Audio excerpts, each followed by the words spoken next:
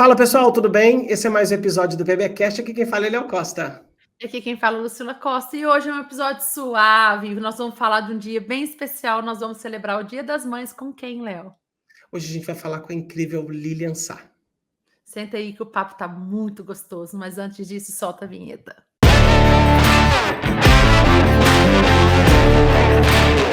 Fala pessoal, tudo bem? Esse episódio foi escolhido a dedo porque essa moça aqui, deixa eu contar uma história aqui rápida aqui antes de apresentar ela. A minha mãe, ela gosta de passar umas temporadas no hospital, né? E aí minha mãe ficou na UTI há umas 4 semanas atrás e ela teve alta e a Lu precisou ir para Belo Horizonte com as crianças que tinham aniversário lá. E eu fiquei com a minha mãe, porque minha mãe tinha acabado de ter alta. Aí ela estava tendo restrição alimentar. Aí eu fiz o caldinho de chuchu que a Lilian Sá ensina.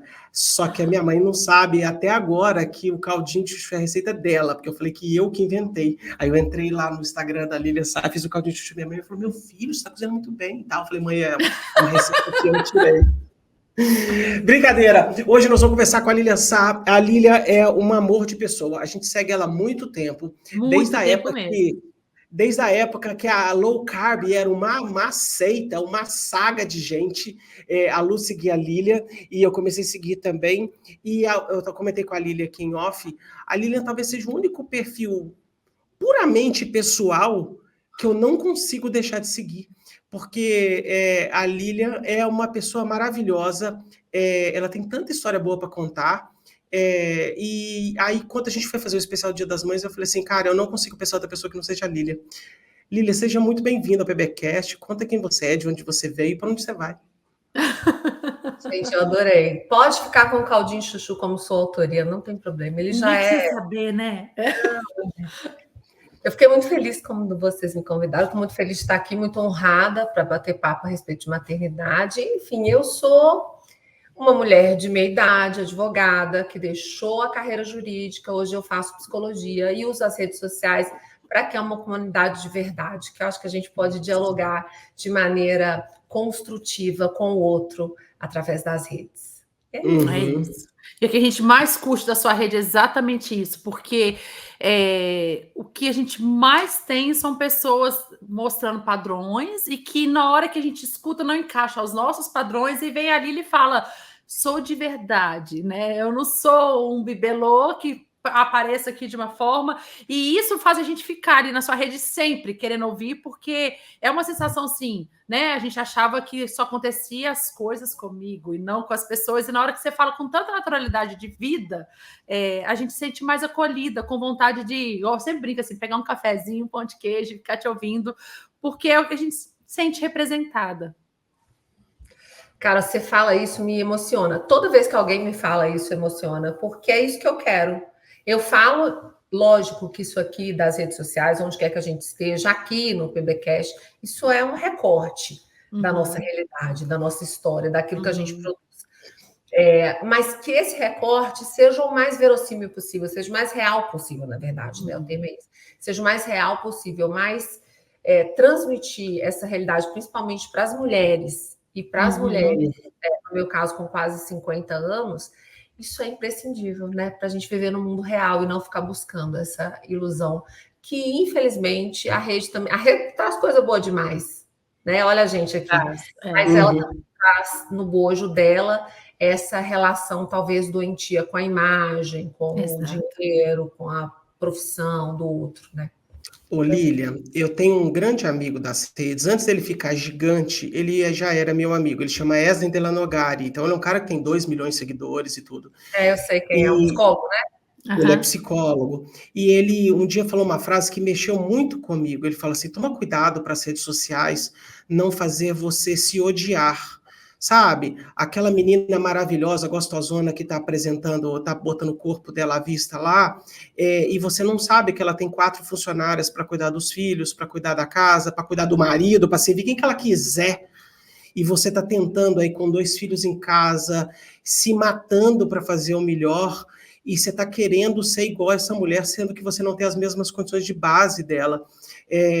Sabe? A gente não passar a se odiar porque alguém que você acha que parece com você está com resultados melhores do que você. E eu acho que o seu perfil é a antítese disso. entendeu? É isso que eu penso muito. E quando vocês me chamaram, como eu fui a mãe da vez, eu fiquei pensando nisso, né? A internet, um dos motivos de eu me manter nas redes sociais é considerar que eu quero ser um pontinho de sanidade, porque ela é uma realidade. Ela vai ser uma realidade na vida de todo mundo. Isso acabou de falar, é virtual. Virtual não, gente, isso aqui é muito real. E os meus filhos estão nela. Eu não tenho como tirar. A Lara ainda consigo segurar, com 12 anos ela não tem rede social nenhuma, mas vai ter.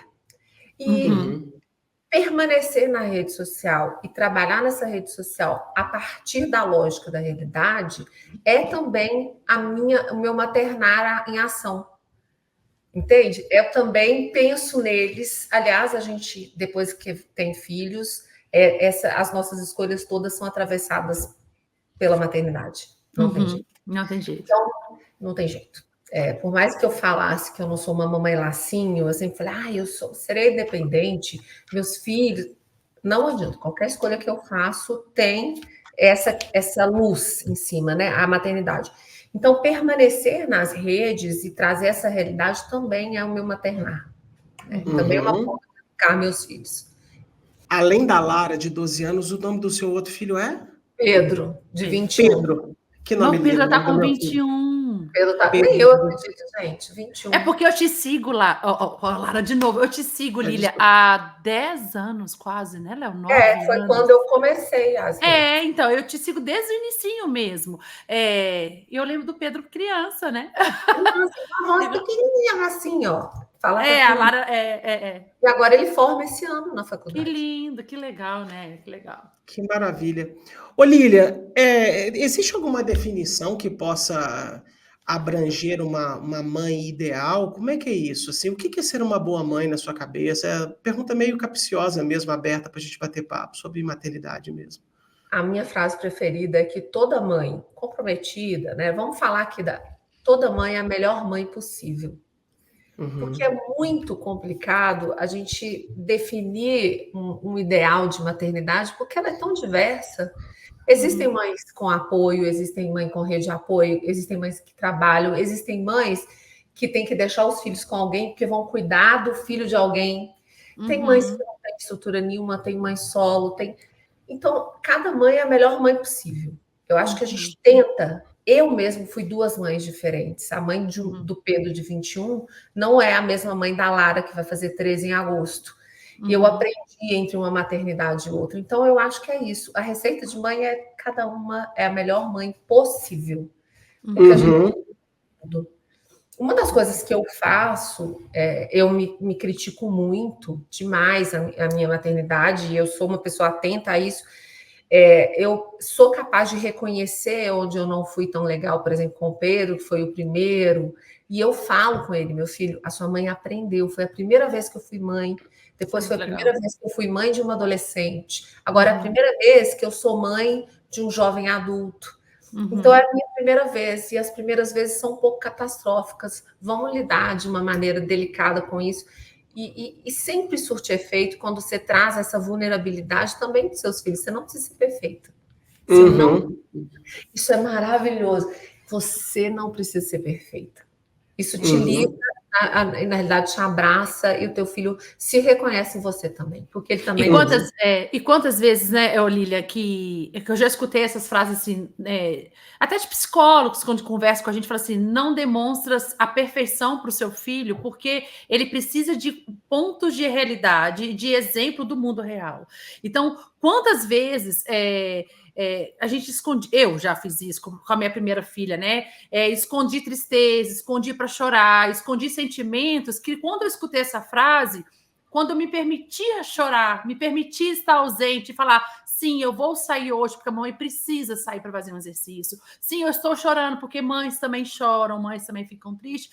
Como isso, a gente pensa que dá um efeito negativo, mas pelo contrário, o efeito é muito mais positivo do que negativo, porque eles se reconhecem. Fala assim, olha, não sou só eu que tenho sentimentos ruins, a minha mãe, que é um exemplo, também tem, né? Isso traz para mais perto os seus filhos. Isso traz mais junto. Isso não quer dizer que você não vai ter atrito, gente, pelo amor de Deus. Eu sou mãe de uma de 21 e uma de 13. Ela tá, eu tô entrando na perimenopausa, eu entrei na perimenopausa e ela tá entrando na puberdade. Olha que bem. Conflito. É um verão maravilhoso, né? De hormônios. De hormônios. Lógico que você vai ter atrito, mas você também vai olhar no olho do seu filho e falar: mamãe fez. Eu perdi. Vou dar um exemplo claro, tá? Eu estava na Leroy Merlin, eu estou em obras, vocês sabem disso. Eu estava na Leroy Merlin e ela estava fazendo uma coisa que toda mãe, todo pai aqui vai reconhecer, que é uma incapacidade de ficar com a mão quieta sem fazer algum barulho. Batia, assim, qualquer coisa. E eu tentando pensar que ela bateu. Sabe quando o seu sangue vai. Eu pedi uma vez, na segunda, eu falei mais alto. Eu falei: Lara, para! E na mesma hora eu me ouvi, eu falei: minha filha, que mancada que eu dei agora. Desculpa. Tava chato mesmo você fazendo esse barulho. É um pé você fazendo esse barulho. Que saco. Mas eu não poderia ter falado com você dessa maneira. Você me perdoa. Mamãe tá com a cabeça... Sabe, na hora você começa... Se reconhece. Isso aproxima, gente. Na hora ela falou: não, tá tudo bem. Não foi legal, não. Mas tá tudo certo. Ô, Lília, você acha que pais hoje estão mais dispostos a fazer isso que você acabou de falar? Assim, a capacidade de pedir perdão para os filhos, a capacidade de não... ai, meu Deus, é porque sem querer eu tô querendo falar de pai agora, desculpa. É assim, sabe, hoje, na minha bolha que eu vivo, eu sinto pais com menos vergonha de demonstrar amor aos filhos, sabe? Amor legítimo, de declarar, de pedir perdão, de não ter medo de se emocionar, porque eu acho que as mães têm isso muito, essa culpabilidade eterna e tal. Você acha que tá tendo alguma modificação na sociedade? Ou é só na minha bolha e talvez na sua? Porque eu morro de medo de eu falar de uma coisa que só eu que observo, e deve ser tudo viciado. A gente vive numa bolha, e falando para o Brasil, desculpa, e falando em Brasil, a gente tem muitos países dentro de um país só, né? Então, falando dentro da nossa bolha, que é uma bolha de classe média, que é uma bolha que, né? Eu acho que existem duas coisas acontecendo. Uma permissividade e um medo desse filho não amar você. Então, você tem muito medo de dizer não, de contrariar essa criança, dela ficar traumatizada, porque eu sou a geração traumatizada, gente. Né? Eu sou a que sobreviveu, eu sou, né? Então, existem muitos pais, e eu percebo isso, que tem esse medo gigantesco de não serem amados, de não serem curtidos pelos filhos, de não serem... Então, vivem uma extrema permissividade. Eu vejo isso. Por outro lado, eu vejo também esse amor, esse acolhimento, essa vontade de estar junto. O que a gente não pode é confundir esse amor com a nossa obrigação de educação. Eu vejo, sim, na nossa bolha, essa proximidade, esse amor, esse carinho, ainda mais mineira, que eu sou de família que era daquele povo do interior, de fazenda, era uma coisa mais distante, né? O amor era uma coisa mais distante. Eu vejo essa proximidade, mas eu também vejo pais, hoje em dia, temerosos de que seus filhos não os amem. E isso é uma grande bobagem. Entendi. Bem observado, bem observado. A gente conversou com a Roberta Ferrec no episódio Dia das Mães do ano passado, né, Lu? E ela falou, né, não tem nada de errado em, às vezes, você agir com pulso forte, porque essa é a sua obrigação de mãe fazer.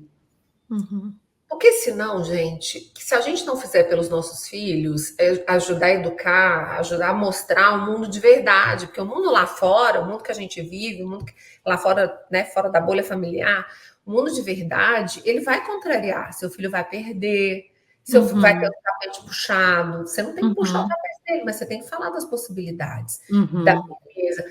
Uma coisa assim, meus filhos são muito diferentes de mim. Muito diferente. O Pedro é outra coisa, muito diferente, a Lara é muito diferente, a gente fica buscando esses paralelos entre os nossos filhos, mas eles têm muito firmes, já desenhando muito, o Pedro já com 21 e a Lara com 12, os valores e os nossos princípios familiares, que são estabelecidos nas conversas, à mesa, nas conversas quando dá, porque o Pedro hoje mora sozinho no quarto dele, mas ele já morou com a gente, ele já dividiu. O pessoal bonitinho, ele mora sozinho no quarto dele. Quase que eu conheci, eu não sabia que ele já estava morando em outro lugar. Não, ele mora sozinho no quarto dele. Mas quando ele dividia a vida com a gente mais, assim, a gente sempre teve conversas difíceis em família, falando das coisas. E acreditem, pais e mães que estão me ouvindo, essas coisas ficam. Por mais que seu filho se afaste um pouco em determinada época da vida, como o Pedro com 21, agora ele está voltando a morar aqui, né? Mas está naquela fase de retorno. Você vê nas atitudes, nas escolhas, a semente dos valores e princípios que você plantou, que às vezes se repete. E olha, a gente ensina agindo, com gesto, né? Com a conversa e confirma com gesto. Exato. Exato. É muito diferente do Pedro para a Lara, assim, a forma que eles recebem o mesmo aconselhamento, Olívia, ou não? Nossa, muito diferente. O Pedro sempre foi combativo. Então, ele é um cara que o tempo inteiro, ele rebate desde muito novo, ele rebate o tempo inteiro. E às vezes você acha que você perdeu a batalha, aliás, não é uma batalha, né? Que você, não tá ficando nada ali, na peneira ele não tá ficando com nada. Mas não, você vê nas relações dele, nas escolhas, na responsabilidade com os outros. Eu tenho muito orgulho do meu filho. Ele tem uma responsabilidade emocional com as pessoas, uma linha do que ele considera correto, com os animais, com a natureza, ele tem, mas é um menino combativo. Tudo que eu falo é não, é aquela peneira que ele fica discutindo, mas ficou. A Lara, ela fica chateada às vezes com alguma coisa, ela se recolhe, ela elabora e ela volta. Não, mas você tinha razão. Eu acho isso vai ser melhor. Então, são maneiras diferentes, mas fica.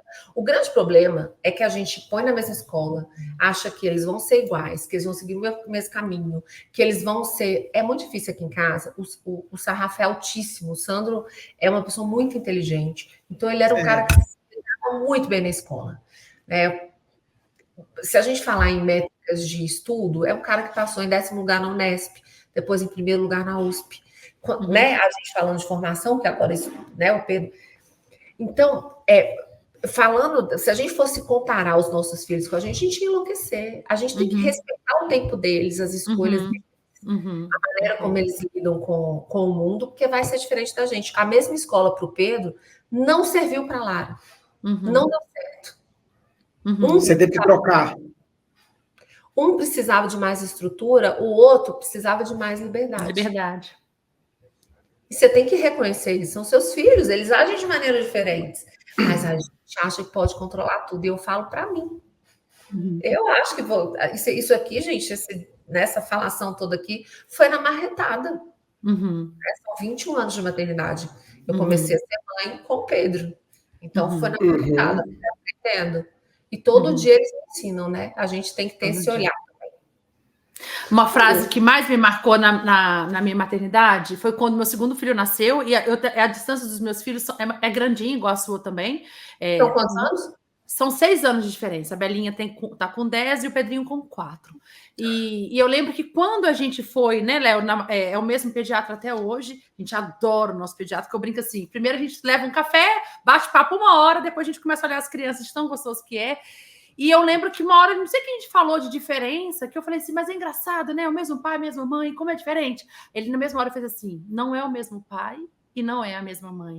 E foi tão legal da forma que ele corrigiu a gente falando assim, que ele falou assim, a situação financeira do casal não é a mesma mais, a maturidade dos dois não é a mesma mais, a loucura de trabalho, de profissão, de estabelecer de carreira não são as mesmas pessoas mais. O hobby de vocês, a sede de vida de vocês não é a mesma, mas não era mesmo, porque eu tive o Pedro com quase 40 anos, foi no ano que eu fiz 40 anos. E eu, tipo assim, o Pedro é uma paternidade tão calma de falar assim: a galera vai toda no show, eu já fui. A galera vai toda pro barzinho beber, eu não quero ir mais, eu já bebi demais. Sabe aquelas coisas assim? Eu não tenho vontade de, meu Deus, eu quero acompanhar minha turma onde eu enfio esse menino, que talvez eu tive na Bela, aquela sede de juventude, assim, de não perder tanto ainda o restinho da minha juventude, né? E aí, na hora que ele falou isso, eu falei assim, é isso. Ele tem outra mãe e outro pai com olhares totalmente diferentes para o mundo. E por mais que eu acho que a criação dos dois é a mesma, não é a mesma. E não é mesmo, e nunca será. Isso é verdade. Os dois são filhos, aqui em casa também, são 8 anos de diferença. E isso, lógico que a questão financeira, por isso que quando você me perguntou das mães, a gente está falando da nossa realidade. Quando o Pedro nasceu, a gente morava num apartamento de 60 metros quadrados na Zona Leste, eu não tinha nenhuma ajuda. Quando a Lara nasceu, eu já contratei a babá antes dela nascer. A ajuda veio antes, porque eu não tenho família aqui, né? Então, BH. Aí eu sou de BH, eu já dei uma cantada no sotaque. Eu sou de BH. Então, lógico que isso influencia. Você dorme melhor, você tem uma mão ali para você ir no banheiro, né? Você tem. Foi muito mais fluida. Eu voltei a trabalhar quando o Pedro nasceu, eu não estava trabalhando, eu parei 6 anos, eu dei uma pausa na carreira de 6 anos quando ele nasceu. Eu só voltei a trabalhar quando ele completou a idade, foi para a escola, e aí eu voltei para o escritório. Na época eu trabalhava como advogada. Olívia, e uma parte da frescurada que a gente tem de pai de primeira viagem também não tem no segundo, né? É mais fácil. A experiência de ser mãe e pai é diferente, né, cara? Ainda bem, graças a Deus, significa que a gente aprende. Que a gente aprende, porque já pensou se toda maternidade fosse a neurose da esterilização da primeira, gente? Nossa! Não. É tão aliviante não esterilizar nada, né? É porque o Pedro é o segundo e ele é fruto da pandemia também, né? O Pedro, com 3 meses de idade, foi em março que tudo se trancou. E tudo bem, a gente tinha paranoia do vírus, mas também eu não tinha aquele negócio assim: estamos trancados em casa, lamba o chão, faz o que você quiser. Nenhuma mamadeira vai para o micro-ondas para ser esterilizada, porque a gente estava trancado num apartamento minúsculo, a gente sabia que isso não fazia nada de diferença, e eu falei assim: não, sem nóia, Léo, só vamos deixar leve, esse menino vai sobreviver. E como é que foi? E como é que foi essa maternidade com ele em casa, assim, tão pequenininho no início da pandemia? Não foi um pouco enlouquecedor? Porque eu vou falar assim, eu não conhecia ninguém em São Paulo quando eu vim para cá. Eu me casei em BH, pus as minhas malas no carro e mudei para São Paulo no outro dia, sem conhecer ninguém. Eu conheci o Sandro, a família dele, que aqui em São Paulo as pessoas têm um outro ritmo. Então eu ficava sozinha. Eu vou falar que eu sentia falta de ter alguém para falar que meu filho era bonito. Sabe aqueles trem de você passear com o menino? Nossa, que menino bonito! E o Pedro sempre foi muito bonito mesmo. E aí eu sentia falta de ter alguém para falar o tanto que ele era bonito. Como é que foi essa maternidade na pandemia? A nossa história, eu brinco assim, que a nossa história é muito semelhante, porque eu e Léo, a mesma coisa, a gente casou com a mala pronta para ir para a Austrália. E nós moramos 5 anos na Austrália e tudo estava pronto para voltar para Minas. A gente terminou os estudos, falou: agora a gente vai para casa, e a gente parou em São Paulo e nunca mais fomos para casa. E assim a Bela nasceu, o Pedro nasceu, então a gente nunca teve zero de rede de apoio, e a gente foi vivendo. Mas o Pedrinho, se quiser, a gente fala horas aqui, mas é uma escola para mim, transformou minha vida totalmente, porque eu tinha... É engraçado que com a Belinha eu tive muito medo de maternidade e carreira, sabe? Eu estava numa ascensão de carreira muito grande como pesquisadora, e eu falei assim: vai parar tudo, eu não vou conseguir produzir, e eu passei por esse medo da estagnação da carreira. Quando a Bela fez 3, 4 anos, eu vi que minha vida voltou, eu falei: opa, tem um prazo para isso voltar. Quando eu engravidei do Pedro, eu já me preparei assim: vai dar uma paradinha, e depois eu volto a acelerar de novo, e tá tudo bem, eu tô até pronta para essa reduzida agora, eu tô preparada, vem com tudo. E aí eu não estava preparada para a pandemia. Então, assim, eu me preparei para a carreira, que eu já sabia que vinha mais um baque, e eu não me preparei para ficar trancada, que no momento você falou do seu apartamento pequeno, nós dois também, por ter morado na Austrália há muito tempo, a gente tinha aquela visão que a gente não precisava das coisas que o Brasil nos oferecia, que a Austrália nos ensinou: metrô, não tem empregado, não tem essas coisas assim. Então, nós dois morávamos num apartamento pequenininho, 2 professores em casa, com uma menina em fase de alfabetização online, e um bebê recém-nascido e sem parede em casa, que era um apartamento pequeno sem parede, né? Que a gente abriu tudo. Então, assim, não foi fácil, porque a gente teve muito medo de um recém-nascido, de um marido asmático, sem família para poder ver durante 1 ano inteiro, ficamos só nós 4 no apartamento, e transformou. No tanto que, nessa transformação pós-pandemia, eu decidi largar minha carreira de pesquisadora um pouco, mudei minhas áreas profissionais, entende todas aquelas questões que talvez todas as mães entram de falar, eu quero ser sua mãe, eu quero continuar minha carreira, e aí o povo fala assim, você é louca, você chegou no topo da sua carreira, agora você vai ser sua mãe. Mas a pandemia me fez gritar, sim, eu quero ser sua mãe. Nunca fui, parei, mas não fui até hoje, sua mãe, que a gente não dá conta. A gente inventa outra coisa para fazer, estou aqui no podcast, desde que larguei meu emprego. Mas é isso, assim, foi louco, mas ao mesmo tempo eu falo que como pessoa, eu nunca tive tanto crescimento pessoal em toda a minha vida. Porque crianças e maternidade nos transforma, de olhar a vida com outros aspectos que não seja só profissional, né? É o que eu penso, assim. Isso me cresceu até profissionalmente. É louco isso, que a gente transforma o que a gente fala por aqui, né? Com certeza, o que a gente usa, o tempo inteiro, o diálogo, tanto que a gente fala, a gente ouve, vai transformando, quando que a gente recebe. A pandemia, quando eu vejo as mães de filho pequeno me contando os casos, me contando as escolhas que fizeram na pandemia, para mim a pandemia foi um divisor de águas em muitos aspectos. Para mim foi muito difícil. Mesmo, assim, a gente morava num apartamento menor, aí o Pedro estava no 8º ano, e a Lara perdeu, ela começou a não conseguir escrever, ela teve uma perda, apesar da escola ser muito bacana, muito alternativa, dá muitas possibilidades. As nossas crianças na pandemia estavam na mesma escola. Eu já te vi lá. Você não me falou nem oi, gente. Olha aí. Tá vendo? Não deu tempo, né? Eu tinha vergonha, mas as nossas crianças estavam na mesma escola pré-pandemia. Olha aí. A Lara continua lá, então. O Pedro entrou na faculdade na pandemia. Eu gosto de falar da pandemia e da maternidade, porque várias mães que conversam comigo, e isso é um aspecto interessante do meu Instagram, eu não recebo comentários, gente, desse tamanho. Eu recebo... imagino. Eu, quando recebo assim também. É textão. E eu vejo você falando que você teve que dar uma pausa na carreira, Léo.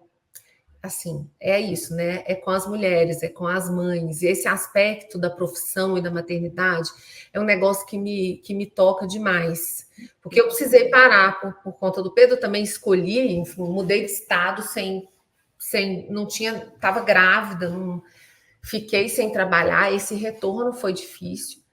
Quando a Lara nasceu, eu estava trabalhando como advogada, com 3 meses eu já voltei para o escritório, mas quando a gente estava falando da pandemia, que botou todo mundo dentro de casa, e aí você acompanhava de perto os aspectos da pandemia nas crianças, eu te entendo perfeitamente você ter falado assim, olha, eu não quero agora, você mãe, até porque eu acho que não tinha nem outra alternativa, assim, quer dizer, né? Que a gente tem mulheres que não tiveram essa oportunidade. Mas as mulheres que tiveram, eu conheço vários textões de mulheres que fizeram essa opção que podiam e fizeram essa opção durante a pandemia. Só que você tem uma lista imensa de mulheres que não tinham essa condição, gente. Isso me deixa de cabelo em pé com as histórias que elas contam, de filho chorando e elas dando aula, ou filho chorando e elas resolvendo coisa do trabalho, que a carga também ficou maior, porque essa disponibilidade do home office virou uma coisa que tem que ser discutida, inclusive, legalmente. E né? Eu não sei se vocês já entrevistaram alguém que fala sobre os aspectos jurídicos dessa nova condição. Eu acho que até já ficou um assunto interessante para discutir. Legal sim.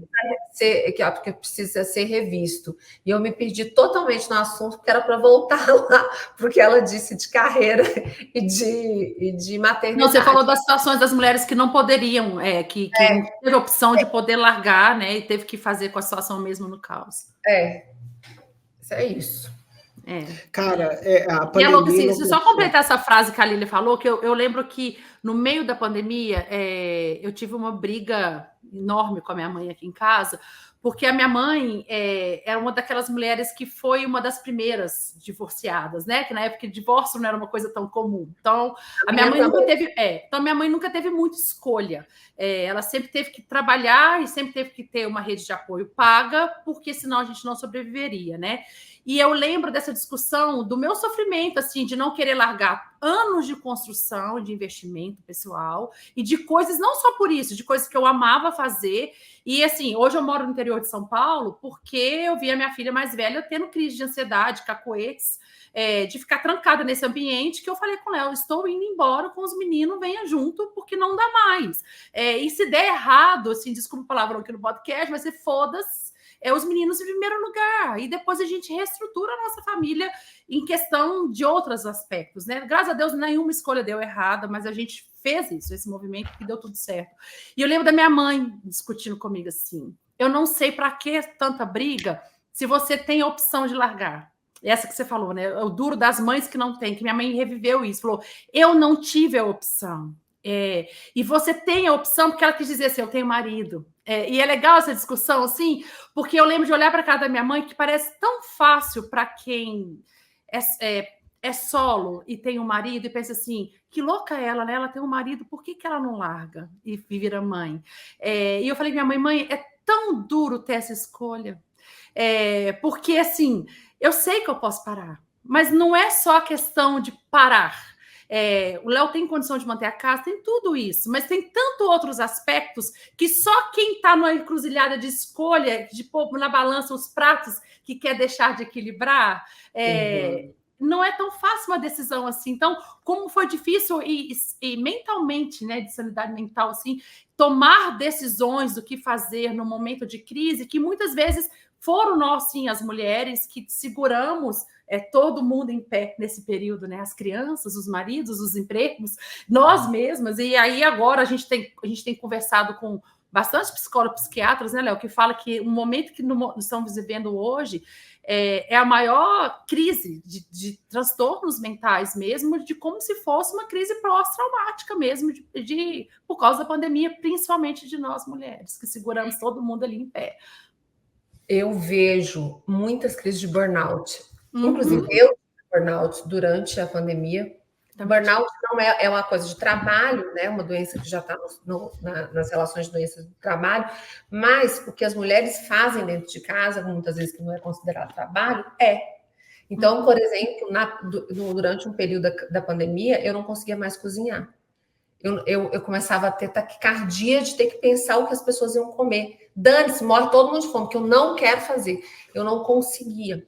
Mas uma coisa que você fala dessa de ter escolhas, e quando a gente fala da maternidade, pensando nisso das mulheres, a maternidade e as escolhas, é que eu vejo que a sua escolha foi possível atravessada pela maternidade. Você não deixaria a sua carreira por outro motivo que não fosse a maternidade. Não. Uhum. Não é assim como as escolhas. Eu, por exemplo, eu fazia palestras todos os finais de semana, eu viajava muito, e não que eu me arrependo, foi uma época muito bacana, mas isso teve um custo para os meus filhos, um custo real, que eu não faria de novo, e que eu pude deixar de fazer. Isso não foi um grande problema. Lógico que isso teve um custo financeiro, mas eu optei por deixar. Eu acho que se não fosse mãe, eu continuaria. É muito diferente. E são várias mulheres que vivem isso. E é interessante a gente dividir para que elas sejam abraçadas também. Por isso que toda mãe é a melhor mãe possível. Porque as suas escolhas estão dentro da sua realidade. Né? Olha que legal, interessante esse papo aqui, cara. É foda. Ô, Lilian, quanto de medo você tem por causa dos seus filhos? 2.000.000% de medo o tempo inteiro. Primeiro que eu sou ansiosa. Gente, eu tenho um filho que chega em casa às 6 da manhã. Eu tenho todos os medos. Eu tenho medo de inteligência artificial. Eu ouvi o último que vocês gravaram. Foi o último, né? Que saiu com Christian Barbosa. Eu olho para a carreira do meu filho e falo, meu Deus, como é que vai ter carreira? Aí eu já piro, eu preocupo com a violência, eu preocupo com a exposição deles, eu já falo, meu Deus, eu nunca devia ter mostrado a Lara nas redes sociais e o Pedro, meu Deus, eu expus meus... Eu preocupo o tempo inteiro, porque quando nasce uma mãe, Léo, ela nasce, sai a placenta e sai um pacotão de culpa e preocupação. Eu sou muito preocupada. Eu acho que essa história de que preocupação ela é inútil, que é uma ocupação prévia. Não, gente, no caso da maternidade, eu acho que é uma real. Ela é real. Né? O Pedro, ele é autista nível 1 de suporte, e a gente só descobriu na pandemia. Olha. E eu olho e falo assim, putz, ele é atípico. Como é que, meu Deus, o mundo está preparado para este menino, que ele é diferente? Aí você escuta, ai, mas ninguém vê que ele é diferente. Você olha para ele e ninguém vê. Eu falei, mas, gente, existem várias questões com as quais emocionais que ele tem que lidar, que eu não preciso lidar e que as pessoas que estão com ele também não precisam. E eu penso nisso o tempo inteiro. Claro. A Lara, que é uma menina, nunca imaginei como a gente se preocupa de formas diferentes, como a sociedade é agressiva com as mulheres, agressiva com as meninas. E eu olho para ela e se transformando numa moça, o corpo mudando. Isso dói. Dói, porque se fala, eu quero meu bebê de volta. E essa menina, foi diferente quando o Pedro virou um menino grandão, dessa menina se transformando numa mulher na minha frente, e esse mundo. Então não tem como a gente não se preocupar, né? Não se desdobrar, porque a gente também já viveu, principalmente nós mulheres, né?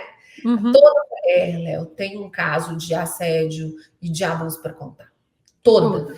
Fiz um vídeo no YouTube quando o meu canal estava mais ativo, e agora eu fiz uma entrevista no Ouse Não Saber com a Arielle Sagrilo, que é uma psicóloga. Mas quando eu fiz o vídeo do YouTube, eu fiz uma pesquisa entre as minhas amigas para saber quem já tinha sofrido assédio ou abuso. 100%, Léo. 100%. Algumas pediram para eu não citar, outras 100%. Então, quando eu olho para minha filha, vocês têm meninas, vocês também devem pensar nisso, você fica com medo. Né? E é engraçado que muitas vezes a gente nem sabe o que é, né? E na hora que as pessoas começam a falar o que é, você fala assim, mas isso aconteceu comigo também. Eu lembro de histórias, eu morava no interior. Quantas vezes eu estava na praça, a gente olhava do lado, eu tinha um homem sentado do lado com as coisas para fora, sabe? Todo mundo vê essa história do pinto para fora no interior, gente. Todo mundo e não foi uma vez, não, Lara. Tô com Lara na cabeça agora, Lília. Você fala da Lara, a gente fica falando Lara. Lília, não foi uma vez. E as pessoas, assim, a gente fala assim, eu nem sabia que isso poderia ser, mas foram várias vezes situações que você estava em situações vulneráveis mesmo, estava sozinha, sem seus pais por perto, e um homem fazia isso com você e que você tinha que pensar numa solução, assim, me tira daqui, tô em perigo, quero fugir, né? E quanto que isso é agressivo também ver quando você não está preparado para ver o que você está vendo, né? E a gente, muitas vezes, a gente nem sabe que isso foi um certo assédio, alguma coisa assim. Mas isso demora para cair a ficha quando você é adulto. Imagina quando você é pequeno. Por isso a importância, vamos falar nisso, já que a gente está, da importância da educação sexual nas escolas, em todos os lugares, porque as pessoas confundem que educação sexual não é ensinar nenhuma criança a transar.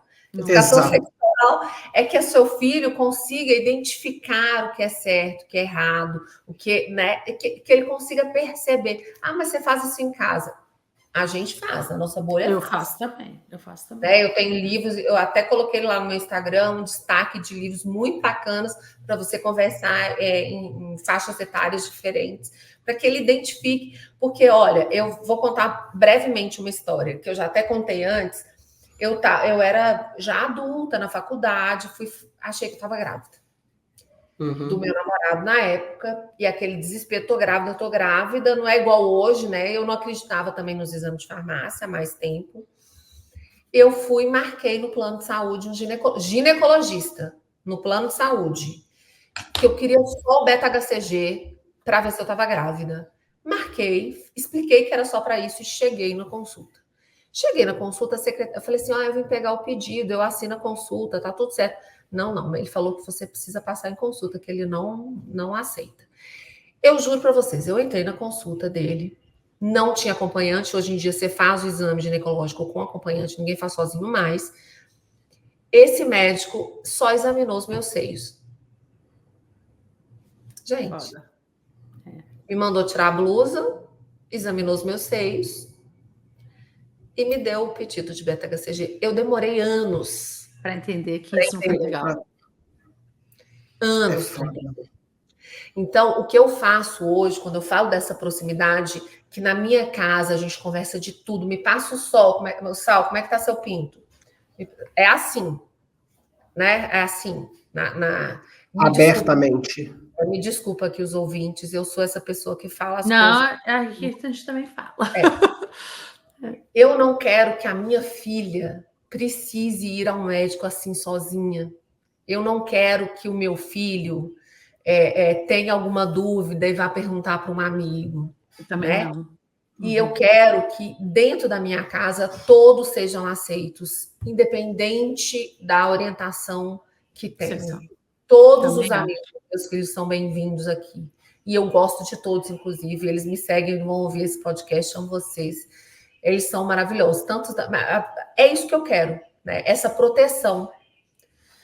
Que é o máximo que a gente pode fazer, que a gente não pode viver a vida por eles também, né? A gente não pode cercar a ponto de querer viver a vida por eles, mas a gente pode promover esse diálogo para estar presente quando eles precisarem da gente. Eu quero Pedro bebeu pela primeira vez e ele nunca tinha bebido na vida e ele ligou para mim.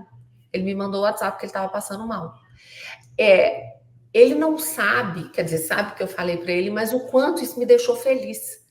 Porque ele bebeu demais, não é legal, ele sabe que não é, mas ele mandou mensagem para a família dele.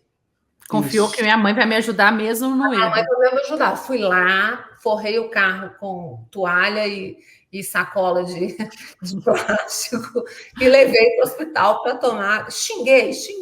Tirei foto para zoar para o resto da vida. Claro. Tem fotos desmaiadas. Horrível, com a blusa do Bob Esponja, assim, o menino desmaiado, os médicos tirando sarro, mas ele confiou em mim. Cara, para mim, isso não... Eu jamais pude fazer esse movimento em direção à minha mãe. Também não. Eu desejo que os filhos de vocês também possam fazer isso. Ficou bêbado pela primeira vez? Liga para o meu pai para me buscar, porque eu tô ruim, não vou ficar aqui para amigo resolver a questão. Né? E é isso, porque se a criança não tem a confiança, deixar para outra pessoa da balada resolver, a gente não sabe o que essa pessoa, que nível ela tá também. E a gente sabe que quando a gente bebe nesse nível, a gente tem os lapsos que a gente passa algum momento sem saber o que está acontecendo.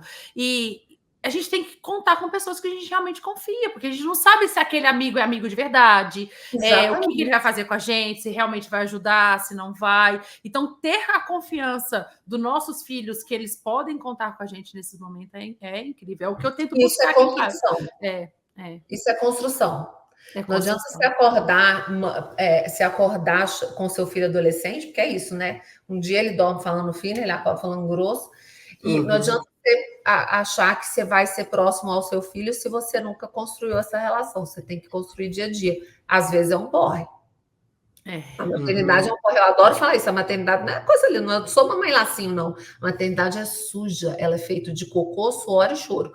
A gente constrói essa relação todo dia. E não é exaustivo, né, Lara? É exaustivo, né, Lília? Exaustivo, assim.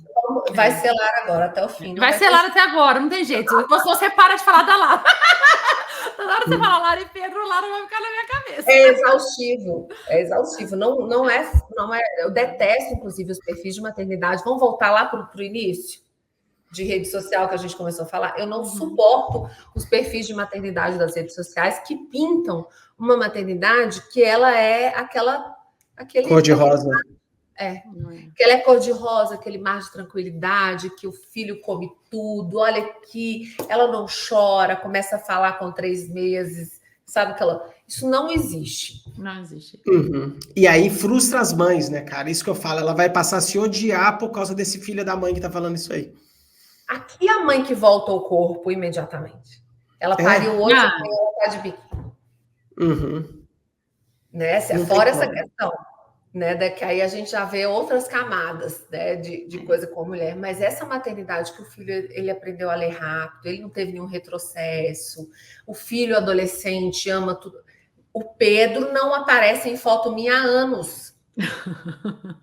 Não aparece. O que eu vou fazer? Eu vou brigar? Não, gente. Não é fácil. A adolescência não é fácil. Faça por várias mudanças. Eu que agora sou mais mãe de adolescente do que de... A primeira infância é dificílima. O meu sonho era que eles fizessem 3 meses quando eles nasceram. Depois o meu sonho era que chegasse aos 6, porque falava que melhorava. Não melhora. Eu falo que cada fase vai ficando mais difícil. Que horror.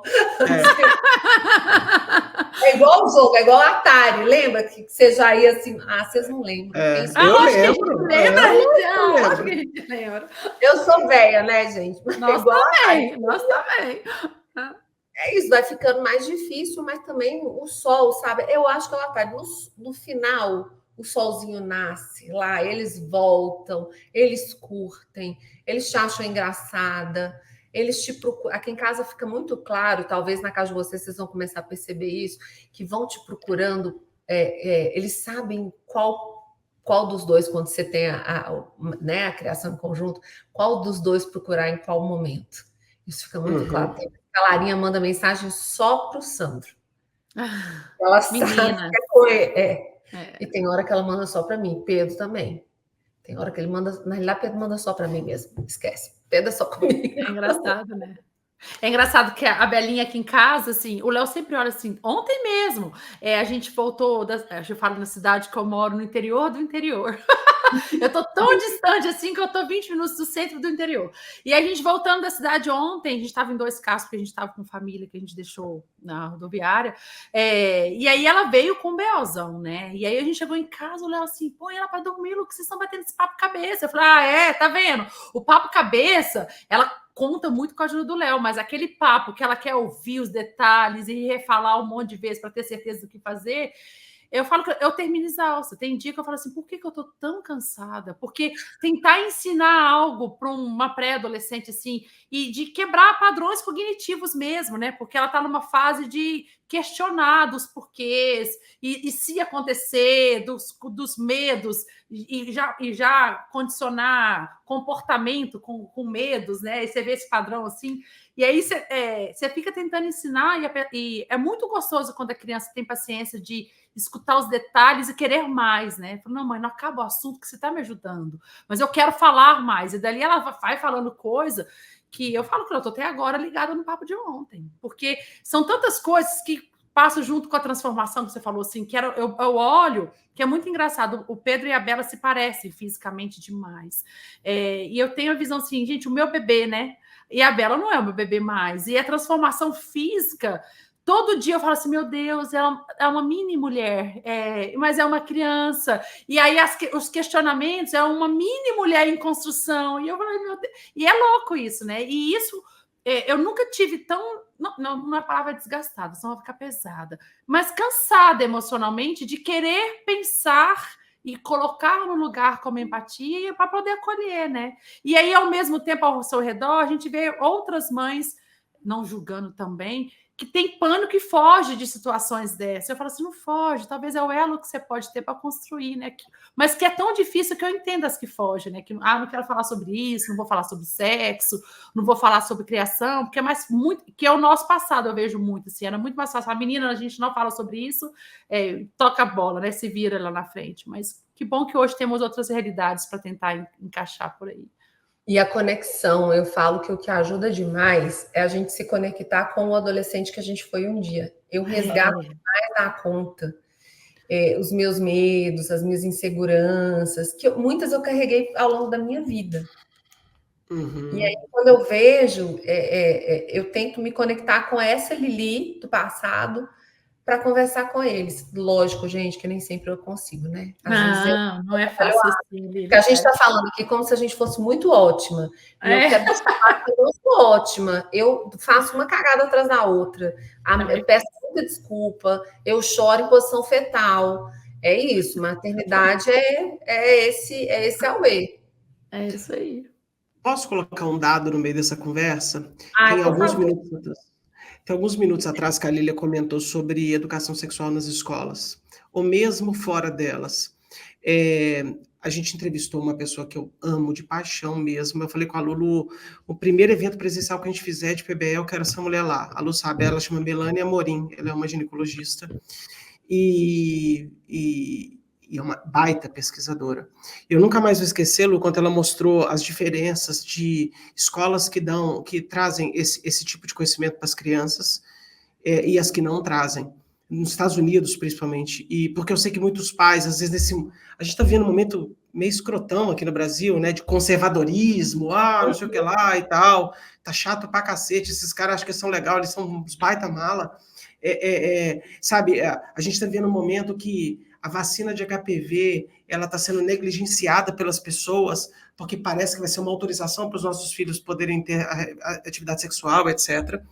E esse estudo que a Melânia trouxe na época mostrou que crianças expostas ou não expostas à educação sexual, seja fora de casa ou dentro de casa, ela não vai mudar a data da primeira relação sexual. Porém, todos os medos que a gente tem em relação à sexualidade acontecem mais naquelas que não foram expostas a esse conhecimento.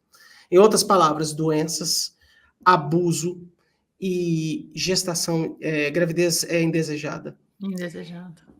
Isso, para mim, cara, é foda pra cacete a importância da educação. No final de tudo que a gente volta na vida que a gente conversa, tem um negócio chamado que no Brasil a gente não faz bem, que é educação. Tá? Então, assim, se você tem medo de conversar, dá um jeito. Dá um jeito de conversar igual a Lília falou, vai lá no perfil dela, pega os livros e começa a conversar sobre esse assunto, porque não adianta ignorar o assunto que vai acontecer. Porém, se for acontecer, que seja de forma consensual, segura e longe de doença. Né? Porque a gente não quer isso. Existe uma explosão de HIV no Brasil de novo, existe uma explosão de doenças. A gente fez um. A gente fez um podcast no Carnaval, Lilian, sobre infecções sexualmente transmissíveis e dengue, porque a dengue estava pegando e está pegando até agora, né? É surreal o que está acontecendo nesse país. Quer dizer, as nossas crianças estão pegando sífilis, doença dos anos 40, 50, né? Por pura negligenciar a educação disso. Porque eles vão transar. Você querendo ou não, eles vão transar. Você quer que transa na rua, sujeita a perigo, a ser filmado, porque hoje em dia mudou também, né? Não só os perigos de doença, perigos físicos, mas perigos de exposição. E é melhor não você fingir que seu filho não vai transar nunca. E outra, HPV, meninos tomam vacina também. É um outro ponto que precisa falar aqui. Meninos tomam vacina de HPV. Para quê? Para se proteger, mas proteger também as parceiras. Claro. A gente acabou de fazer da Belinha, né, Lu? Tem 3 semanas que a gente fez da HPV na Bela, Lu? Cara, engraçado, no dia que a Bela tomou HPV, sabe? Eu não tive esse sentimento que eu tive com outras vacinas.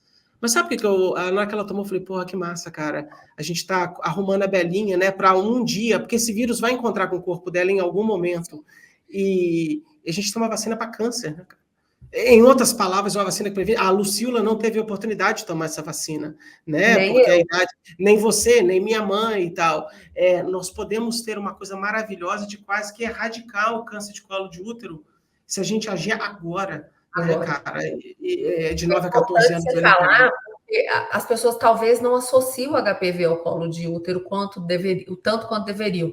E aí um depoimento pessoal, extremamente pessoal, já que eu sou o perfil pessoal que você não deixa de seguir, Léo, na gravidez do Pedro, eu tive uma ferida gigante no colo do útero. Gigante. Uma ferida muito grande no colo do útero. E o médico fez o exame e deu positivo para os tipos mais agressivos de HPV. Eu não deixei, me dá vontade de chorar. Eu não deixei fazer a biópsia que era necessária, porque já parecia ser uma ferida para ser tratada como pré-cancerígena. Eu não deixei fazer porque esse colo podia abrir e eu ia perder o meu filho.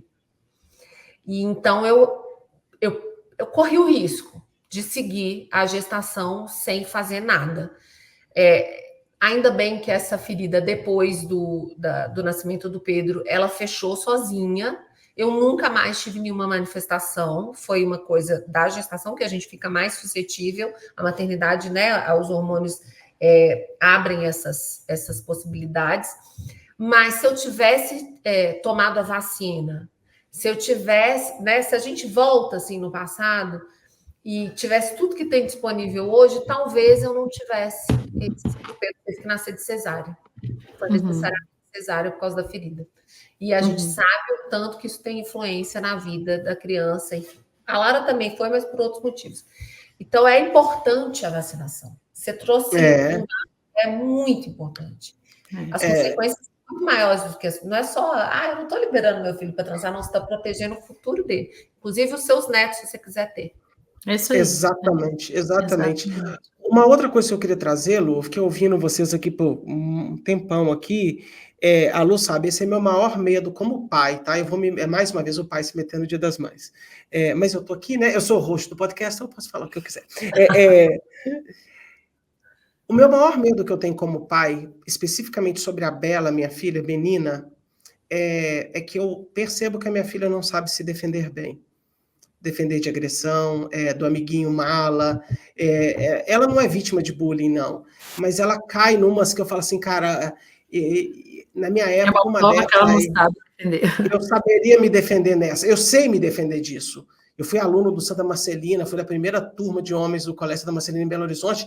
Tinha bullying pra cacete, sabe? Você via que tinha caras que sabiam se defender e tinha caras que não sabiam. E o bullying vai nesse cara. Ele fala, como ele não sabe se defender, eu vou para cima dele. E a minha filhinha Bela, ela ainda é a florzinha do meu jardim, sabe? Ela, o mundo é cor-de-rosa.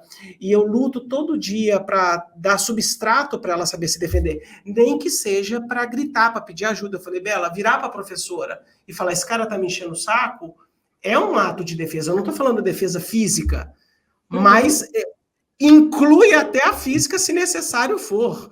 Sabe? Eu já falei assim, Lu, eu quero botar a Bela no Krav Maga, velho. Aqui o Sandro também quer. O Sandro quer matricular a Lara no Krav Maga. Eu participei de 2 comissões de tentativa de estupro na universidade. Eu fui nomeado pela instituição para olhar isso. A instituição lidou super bem com a situação. Mas eu fui lá nas acariações da vítima, e fora além da polícia que a gente acionou. E eu fui estudar sobre o assunto, e aquilo acabou comigo. Entendeu? Acabou comigo. Aí eu não consigo olhar para a Bela e não pensar isso. Sabe, essa coisa? Eu falo assim, cara, teve um caso que a menina deu uma porrada no cara. Ela sabia se defender fisicamente. Então ela se livrou porque ela sabia fazer o que ela fez. E aí tem hora que eu falo assim, não, o pai não tá de todo errado de ir pro Krav Maga, não, sabe? Então assim, a minha pergunta para a Lília você acha que toda essa educação que você dá para seus filhos, pode incluir no Pedro, tá? Eu falei da Lara, mas pode ser para o Pedro também.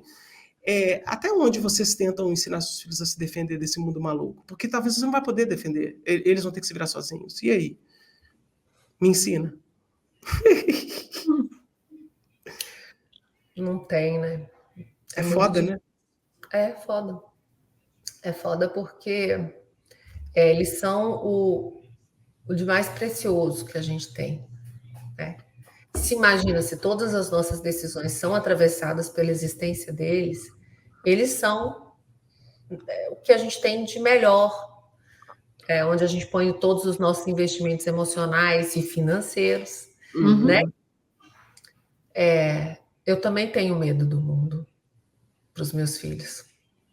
Eu acho que por isso que vocês já estão fazendo isso, né? Vocês já estão tentando, da maneira de vocês, com o que vocês fazem, com o que vocês produzem, influenciar para que uma parte do mundo vá melhorando. Eu acho que quem hoje faz o que a gente faz com a responsabilidade, e cada um aqui com a sua turma, né, com o seu... já está fazendo, acreditando que está fazendo o melhor para o mundo. Eu não sei como municiar os meus filhos para se protegerem. Eu não sei. A gente não consegue prever. A gente não consegue prever o que vai acontecer, não. Porque tem hora que a gente acha que é força, e tem muitas coisas, a defesa não é por força, ou é por agressividade, ou a gente não sabe o que vem para poder prepará-los. Assim, eu tento o possível passar o que eu sei para eles, para a gente conseguir prever, não se expor a situações de risco. Mas é injusto, né? A gente vive num país em que a desigualdade social e a falta de educação, e a gente vai voltar para ela, é que propicia a violência. E aí a gente cria filhos cada vez mais presos em grandes lugares, com muita segurança, e carro blindado, e, né, a gente cria preso, e a realidade é que a gente precisa, como país, investir em educação, investir para que as pessoas consigam ter acesso, para que o nível de violência diminua. E aí eu não sei, gente. E é louco, né? E a gente protege fisicamente, que a gente vai criando essas bolhas de proteção para quem consegue, né? Não são todos que conseguem, e começa a aparecer outros problemas emocionais, um alto número. A minha irmã trabalha em rede de escola, né? Que ela tem contato de números de escola, o número de casos de ideação suicida é muito grande em jovem hoje, infelizmente.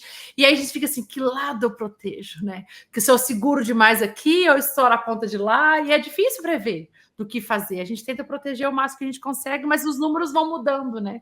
As situações dos jovens de hoje, a gente vê realidades diferentes hoje. Eu tento conversar muito com os pais da escola da Lara, que é onde eu ainda consigo, a respeito do respeito ao outro. Quando a gente fala dessa proteção que o Léo citou da escola, que são até diferentes, né? Olha o tanto de possibilidades.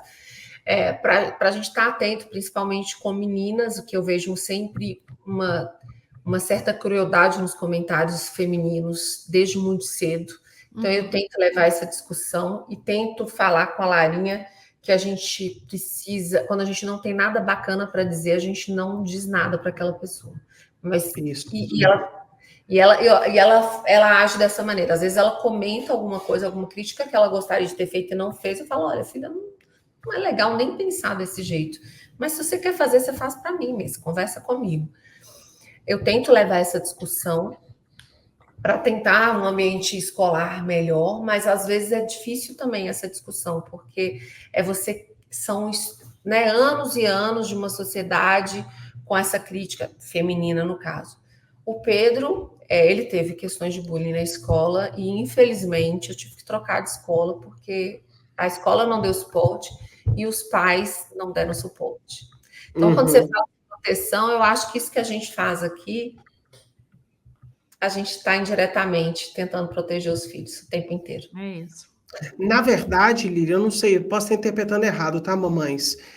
Mas, na verdade, eu acho que você faz muito bem. Quando você fala que seu filho conta a primeira vez que ele tomou um pouco mais de álcool do que deveria, e ele te pede ajuda, quando provavelmente, ele pediu ajuda das situações de bullying na escola, deve ter vindo dele, isso, né? Essa coisa da criança pedir socorro, ela pediu socorro à criança, né? O filho pedir socorro aos pais é uma forma de proteção, né? Talvez a gente faz melhor do que a gente imagina, mas nunca vai ser suficiente, né? É engraçado isso, que é imprevisível o que vai acontecer.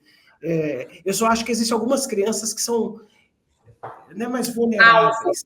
Alvo. Isso, alvo. Elas são mais alvo de gente ruim. E talvez a gente tenha que, para essas crianças, dar algum tipo de capacitação, ou psicológica, ou mesmo física. A minha Belinha, a Lu sabe, eu falo isso aqui em casa o dia inteiro, com todo mundo. Eu falo, gente, a Bela é muito boazinha. Muito boazinha. Léo, mas você tem que tomar muito cuidado com uma coisa. O Pedro sempre foi uma criança muito boazinha. E ele apanhava muito na escola, menor, né? E ele já chegava em casa assim muito mal, assim, um pouco machucado e tal. E eu falei, meu filho, gente, não é certo isso, tá? Vamos começar aí. Lembra que eu falei lá atrás que eu fui aprendendo a matéria? Falei, filho, desce o cacete. Isso. Desce o cacete. Você sai batendo assim sem nem ver o que você tá batendo. Sai chutando, não deixa, porque você já tinha conversado com a escola. Chegou no limite que eu fiz essa coisa muito errada. Isso gerou um nível de ansiedade no Pedro. É isso que eu ia falar. É louco isso. Por quê? E aí eu conversei com a diretora da escola. Ela falou assim, você agrediu seu filho de novo. Não é da natureza dele, né? Exatamente. Não é da natureza dele. Ele não vai fazer isso. E agora a mãe dele está pedindo para ele fazer uma coisa que não é dele, que ela sempre ensinou para não fazer. Então a gente tem que... Olha, é muito difícil. É muito difícil. Como é que você vai fazer? Talvez a defesa pessoal, aí é um outro contexto, você não está fazendo o que eu fiz, que é mandando a Belinha descer o cacete. Mas a gente já passou por situação semelhante, Lília, assim, teve um dia que ela estava contando de coisas que ela estava deixando chateada, a gente foi dando várias estratégias para ela dentro do ambiente dela. Mãe, já fiz, não deu certo. pai, já fiz, não deu certo. Aí uma hora a gente apelou para tentar quebrar o clima, porque ela não saía do ciclo. E a gente começou a falar assim, fala isso, chama isso, errando, né? Coisas faladas erradas. Chama disso, chama daquilo, erra também. E aí deixa eu chamar a mamãe na diretoria, mas se defenda. O meu Pedrinho dava risada. Cada frase que a gente falava para se defender verbalmente, ele dava gargalhada. E ela travou. E aí eu choro. Ela riu, mas falou assim, não vou fazer. Não consigo fazer. Eu falei, tudo bem, então a gente fez isso para você rir um pouquinho, tal, não precisa fazer, não. Então me fala como ajudar. E a gente tem que tentar de todas as formas. E como é difícil, né? Porque somos pessoas, igual você falou assim, totalmente diferentes, e cada um resolveria um problema de uma forma, né? E tentar entender como aquela criança resolveria para a gente agir como mãe, para ensinar, proteger, é louco, né? Que o negócio falou assim, mexe o cacete, mas para ele não é. Ela tá com 10, né? Tudo que ela quer ser aceita. Ela quer ser parte da turma. E os problemas dela é exatamente isso. A necessidade dela de pertencimento é maior do que o normal. Não é dela. Não é dela. É dessa faixa etária, inclusive. Ela quer pertencer, ela quer ser legal, ela quer que as pessoas gostem dela. Agora, até encontrar o equilíbrio de se manter íntegra em quem ela é e o grupo, ela vai ter uma na pré-adolescência. Não é mole, não. Mas vai dar certo. Com pais assim, gente, vai dar certo. Terapia em grupo sempre funciona, né, Lírio? Por isso que eu acho que falar com mães e para mães é uma sensação de terapia em grupo o tempo todo. Maravilhoso. A gente sempre fez esses episódios do Dia dos Pais e das Mães, né, Lu? Para as pessoas entenderem que só muda o endereço, o sobrenome. E é muito provável que haja situações muito piores do que a Lilian passou e do que o Léo e Lu estão passando, né, Lu? Eu vou ter que dar um exemplo aqui, Lilian, né? De novo, né? A gente mora no interior, na zona rural de uma cidade de médio porte de São Paulo. E a gente teve uma funcionária que nos ajudou aqui uma época em que você vê que as condições de vida são totalmente pouco honrosas, eu diria.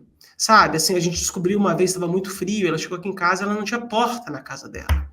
Aí você fala, eu estou preocupado com bullying, e ela tem 4 filhos, e ela não tinha, ela botava a geladeira na porta para tampar o vento. Aí sabe aquelas coisas, eu falei assim, Lu, como é que nós vamos fazer, cara? Aí deu 2 dias, a gente conseguiu comprar uma porta e mandar um pedreiro pôr lá, e ela se sentiu quase ofendida que a gente pôs a porta na casa dela. Eu falei, não dá. E não tem cobertura. Aí eu falo, cara, eu tô aqui preocupado com a Bela de um cara xingando, e tem uma criança que tá passando frio, do meu lado, da minha casa, que ó, é 5 quilômetros da minha casa. E aquilo ali acabou comigo. E aí eu falo assim, cara, como é que esses meninos vão disputar uma vaga numa universidade contra o meu filho, que se alimentou bem, que tem amor da família? É difícil pra cacete, né, cara? Por isso que a meritocracia é um negócio que me dá ânsia. Porque não existe, as pessoas saíram de pontos muito diferentes, não existe. Exato. O handicap do um, né, é abissal, né? Abissal. Como é que você vai falar numa pandemia com 2 crianças, cada um tinha o seu computador, seu headset, seu quarto, e de crianças que não tinham celular com rede social, com internet para assistir aula. Então de novo, né? Uma coisa não elimina o sofrimento da outra, né, Lilian? Não. Todo sofrimento é sofrimento, toda mãe sofre. Homens, eu acho que tendem a sofrer um pouco menos que as mulheres. Eu tento ser solidário o tempo todo, não só com a minha esposa, mas com todas as mulheres. Assim, eu falo, cara, impressionante como é que a mulher só se fode pra porrada de situação. Elas se fodem, elas, tipo assim, Deus falou assim, cara, vocês vão nascer para se fuder aqui embaixo. Porque toda a culpa cai sobre elas, elas deixam de se cuidar por causa de nós e dos filhos. E aí eu brinco com a Lu, assim, toda vez que eu tô sofrendo muito, eu tento olhar para o lado. Porque quando eu olho para o lado, eu falo, cara, tem gente ali que o cara não tem um cobertor para cobrir o filho. Porque eu passar frio, beleza, mas o Pedro aí eu não posso, eu não consigo olhar. Aí você olha daqui a um quarteirão, ali tem alguém ali que está sentindo frio. Embaixo do seu prédio, aí agora deve ter alguém. Né? Mas isso não elimina o sofrimento das mães, dos nossos próprios sofrimentos com os nossos próprios filhos. Tem um livro, Léo, que eu li, que foi, inclusive, um livro definidor para que eu fizesse psicologia depois de madura, né? Eu vou formar ano que vem com 47 anos. em psicologia. É um livro fininho, não é de psicologia, que é a Bailarina de Auschwitz. Eu já indiquei ele algumas vezes. A Edith está viva, é uma sobrevivente mesmo de Auschwitz, e ela é psicóloga. E no início do livro, ela descreve 2 sessões de terapia diferentes que ela atendeu. Uma mãe que chega chorando muito que a filha está em estado terminal, oncológica terminal no hospital. Mas essa mãe chega chorando muito, uma mulher na faixa dos 40 anos, e chorando muito, e ela conta da sessão dessa mulher. Em seguida, ela conta da sessão de uma mulher de 40 anos que chegou chorando muito no consultório, porque o Mustang que ela comprou veio num tom de verde diferente. E essa é a reação, e aí ela, nesse trecho do livro, ela fala exatamente isso, que quando você lê só os casos, você tende, obviamente, a ficar irritadíssima com a mulher do Mustang. Só que, na verdade, a cor do Mustang, não sei se a minha memória é horrorosa, que eu tenho TDAH, mas eu não sei se era Mustang, a cor do carro que ela escolheu era a única coisa que ela podia controlar na vida dela. Ela não tinha mais nada. Então, a dor dela, da mulher do carro, podia sim ser respeitada como a dor da mãe que estava perdendo um filho pelo câncer. E a Edith, sobrevivente de Auschwitz, convida o tempo todo durante o livro para que você, sim, compare seu sofrimento com o sofrimento dela no processo que ela passou lá. Ela foi obrigada a dançar balé para o Mengele. Imagina a situação. O livro arrebenta com você. Não é um livro grosso, é um livro fino. Já anotei aqui. A Bailarina de Auschwitz. A Bailarina de Auschwitz. E ela está viva. Você bota na internet, você acha ela falando. E é esse respeito pela dor do outro. Porque, sabe, a gente não sabe, e isso vale para os filhos da gente também, como bate neles, qual a história que cada um teve, qual a maternidade, ou qual a paternidade, ou quais dificuldades, se é a porta no frio que não tem, ou se é outro tipo de dor psíquica. Né? Eu acho que é isso, a gente tem as nossas dores, aqui a gente fala para uma bolha muito privilegiada, muito.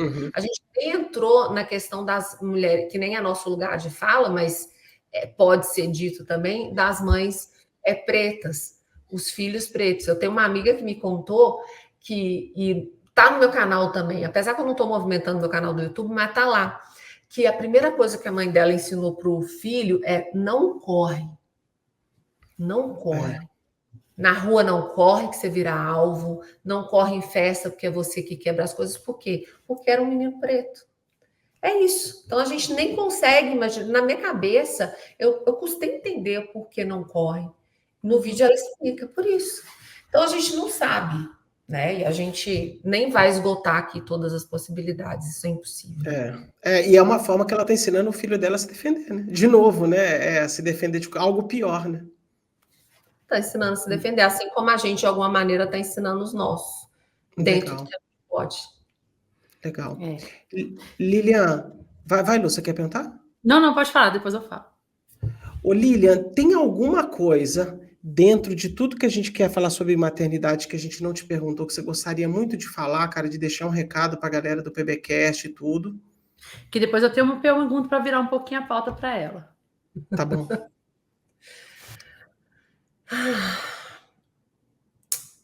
A maternidade me lembra uma frase de Caetano Veloso, e que eu acho que cabe aqui, que é muito conhecida: cada um sabe a dor e a delícia de ser o que é. A maternidade, cada uma sabe a dor e a delícia da sua própria maternidade. É isso. Olhar para os seus filhos com amor e com respeito e lembrar que eles não são seus. Khalil Gibran já falava isso: eles não são seus, eles são do mundo. Você está aqui só ajudando no processo. Legal. Lindo. Legal. Ô, Léo, eu não vou deixar ela aí ainda, antes de falar uma pautazinha que eu acho que você faz muito, muito bem no seu canal, assim, que a gente falou muito de maternidade, falamos dos nossos filhos, dos nossos bens, de forma de educação, mas eu acho que é legal a gente falar de nós, mulheres, mães, né? Não só no momento da maternidade, do ato em si de ser maternidade, mas quantas vezes que eu já te vi assim, e eu acho lindo essa mensagem que você passa, assim, que uma vez que nasce, nós nos abandonamos um pouco, né? deixamos de nos cuidar, de nos alimentar bem, de nos exercitar.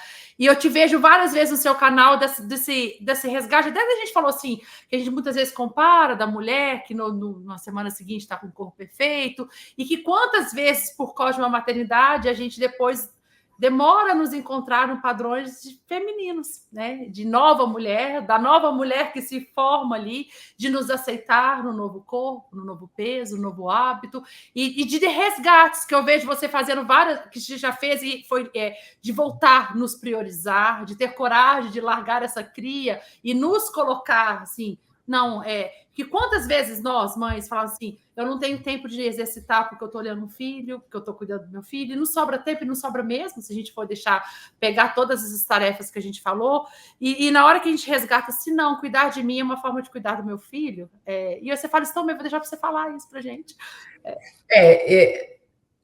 Antes da maternidade, você é uma mulher. Antes da maternidade, nós somos um casal, né? Quem tem filho e tá junto, a gente tem que sempre fazer esse recorte. Não pode usar a maternidade como uma muleta e não viver só em função dela.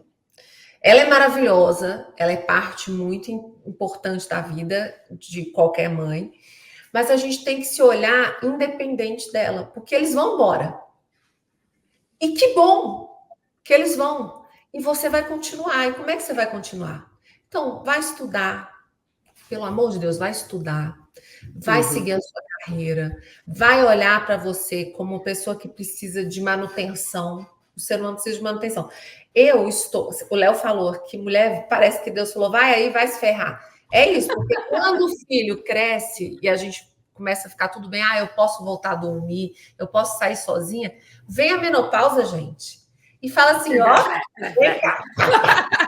Você não vai dormir, você vai engordar, não importa o tanto que você malhe, você vai ficar doida de ansiedade, mesmo que nada esteja acontecendo.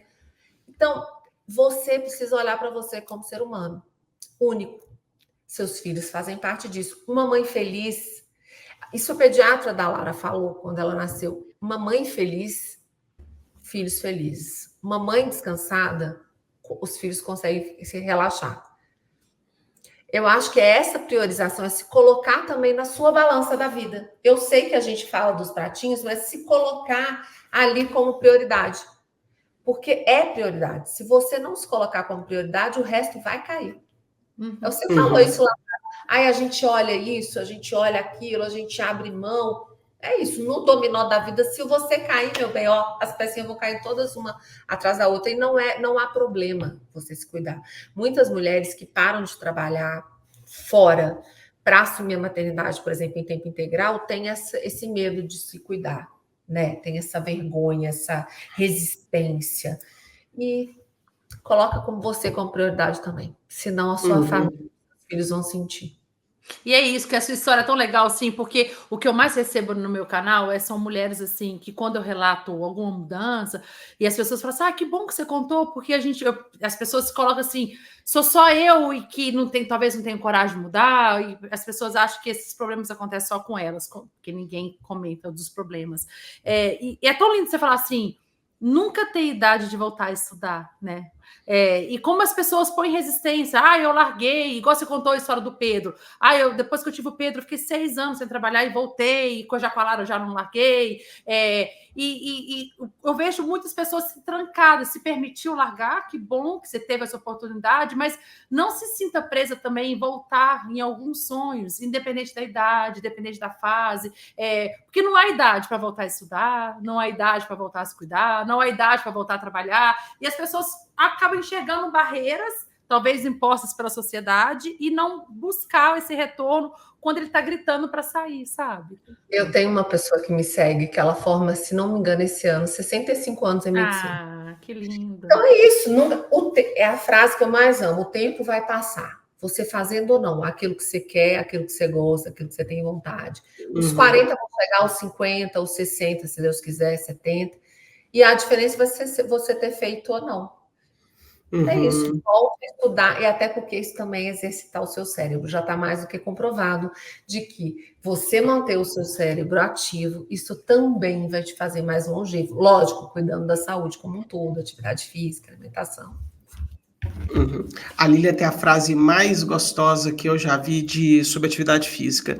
E eu já copiei de novo. Eu copio da Lília e não vou referenciar a Lília. Eu já cansei de referenciar a gente lá na pesquisa. A Lília fala uma frase assim, ó, eu sei de cor, tá, Lília? Quando ela vai na academia, ela fala assim, eu não amo o que eu estou fazendo, mas como eu me amo, eu faço. Aquilo é do caralho, Lília. Eu não amo, mas eu me amo, então eu faço. Então eu faço isso. É muito legal isso. É porque assim, só que eu amo fazer atividade física, então para mim o meu esforço é Odeio, zero.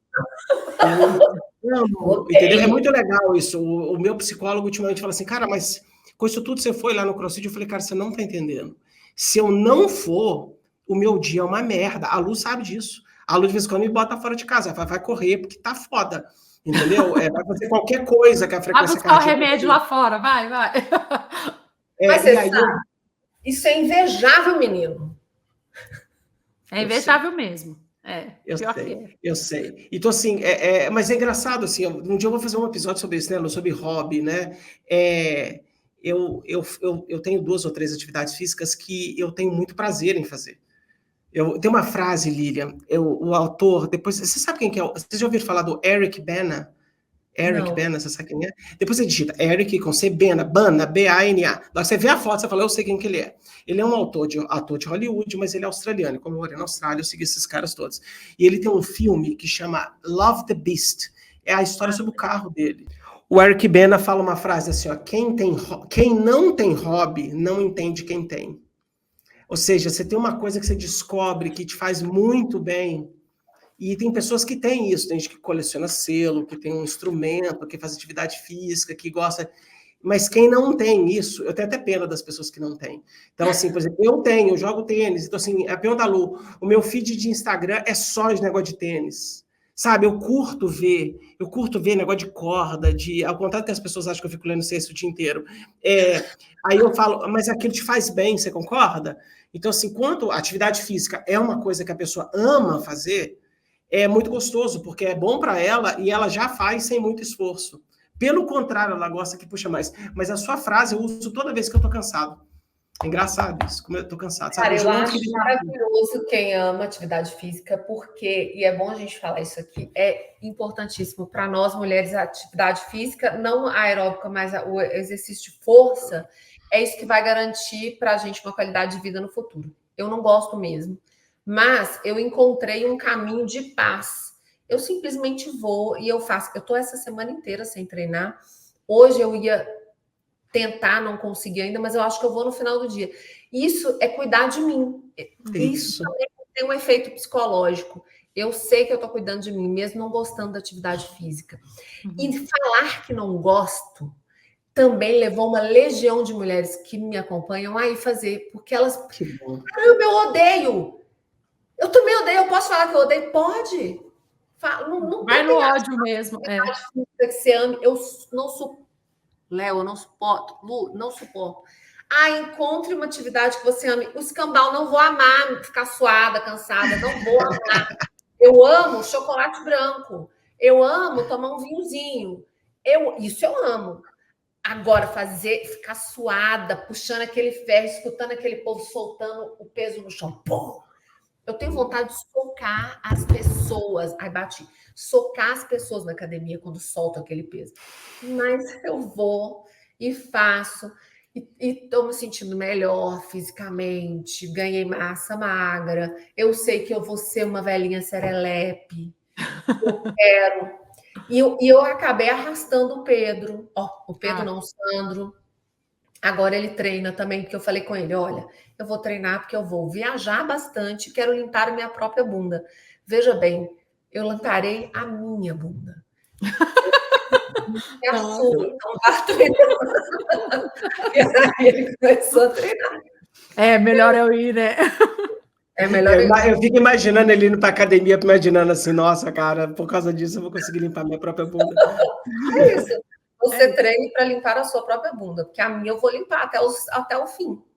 E eu resolvi que eu vou treinar até o fim da minha vida. Força. Que bom, Lília. Aeróbico, não. Nem bater bolinha. Eu não sei fazer tênis, não dá. Eu miro, eu pego assim, eu miro, eu falo, agora vai, boto o tempo pra você para frente, né?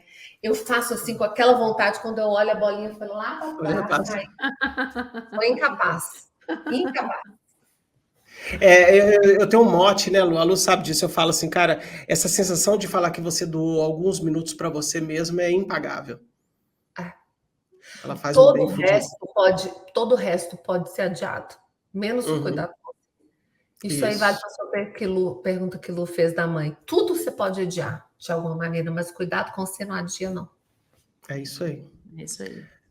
Luluzinha, você tem alguma pergunta a mais, meu amor? Não, só queria agradecer a leveza, assim, que é isso que a gente queria trazer nesse episódio, um bate-papo gostoso para que todo mundo sentasse, relaxasse, dar uma pausa de ciência e falar dessa data que é tão especial e importante para milhares de mulheres que nos escutam, principalmente voltando para o mundo da ciência. A gente sabe que em torno de 70% da nossa audiência são mulheres, né, Léo? Que são as que trabalham, apesar da minoria estar em congresso, a minoria de nós, principalmente depois da maternidade, está presente, assim, pôr na cara ali, mas na hora que você olha em números de bancada, quem está lá fazendo ciência nesse Brasilzão, a maioria somos nós, mulheres, mães, que gostamos também de sentar e ouvir um bom bate-papo para falar da gente um pouquinho, e que bom que foi você, foi uma delícia. Deixa eu agradecer. Adorei. Eu adorei, gente. Lilian, eu queria te agradecer de coração. Queria aproveitar esse momento que me foi dado, que eu estou me dando mais uma vez, de desejar Feliz Dia das Mães primeiro para a minha pessoa que eu mais gosto da minha vida, que é a Lu, para minha mãe, para minha irmã, tá? E para para minha sogra, a Regina, que a minha segunda mãe, Nossa Senhora, ela é maravilhosa. Que sorte minha de ter essas mães perto de mim, né? Mas para todas as mães que estão assistindo o PBcast, os nossos episódios Dia das Mães geralmente é o que a galera mais assiste, né, Lu? No Spotify. É engraçado isso, né, Lu?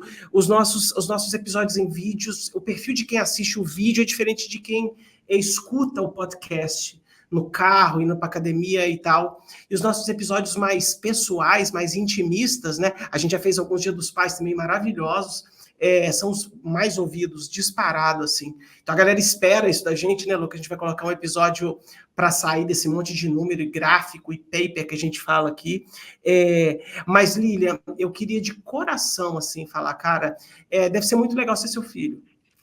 Sabe, assim, quando eu escuto, assim, você, e eu te chamei de propósito, eu falei assim, cara, deve ser bom ser filho da Lilian e do Sandro, tá? Queria estender o meu cumprimento ao seu marido também, que é um cara diferenciado. Eu vi o podcast, você entrevistou ele, eu falei, meu Deus do céu, o cara é muito craque. E te dar os parabéns por tudo que você construiu e o maior legado que eu acho que talvez você está deixando na sua vida é a sua família. E obrigado por você dividir seus dias pra gente aqui todo dia. E tem hora que eu falo, caraca, eu tô aqui assistindo a Lilian Sá falando que ela não dormiu de madrugada por causa da menopausa e tal. Não é o meu normal, tá? Não é o meu normal. E não é mesmo, Não é o tipo de conteúdo que eu assisto, mas entre uma raquetada do Nadal e da Bia Haddad Maia, eu tô lá escutando a Lilian. Muito obrigado por tudo que você faz aí, por dividir sua vida. É uma inspiração para as pessoas, tá? Muito obrigado de coração. Léo, eu que agradeço, foi uma delícia, um bate-papo maravilhoso, me arrumei inteira aqui, ó. E na realidade eu podia estar com um pijamão deitada na cama, que foi aquela troca